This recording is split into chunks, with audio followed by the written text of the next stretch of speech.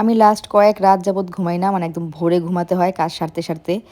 তো কথায় বলে না যে স্বপ্ন সেটাই যেটা হচ্ছে আপনাকে ঘুমাতে দিবে না। ঘুমের মধ্যে দেখা স্বপ্ন আসলে স্বপ্ন না। তো ঘুমাতে না পারার ক্লান্তির মধ্যেও আবার অনেক ধরনের আনন্দ আছে। আমাদের প্রিয় কালেকশনটা আপনাদের সাপোর্টে আস্তে বড় হচ্ছে। তো আপনাদের অনেকেরই রিকোয়ারমেন্ট থাকে যে প্রোডাক্টটা সামনে থেকে দেখে তারপরে আপনারা নিবেন।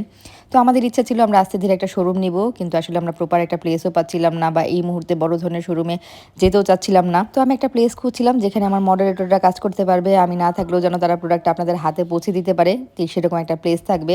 সাথে আপনারাও যেন প্রোডাক্টটা এসে দেখে তারপরে নিতে পারবেন। তো ছোট্ট একটা প্লেসের ব্যবস্থা আমরা করতে পারছি যেখানে হচ্ছে আমার মডারেটররাও কাজ করতে পারবে, প্রোডাক্টগুলোও থাকবে এখানে। সাথে উত্তরাবাসী যারা আছেন বা দূর থেকে যারা এসে প্রোডাক্ট দেখে নিতে চান তারা হচ্ছে আমাদের এখানে এসে প্রোডাক্ট দেখে তারপরে নিতে পারবেন। প্লেসটা খুব ছোট হলেও স্বপ্নটা কিন্তু বেশ বড়। আমার এই বিজনেসটা কিন্তু আমার ব্লগিংয়েরও অনেক আগের করা।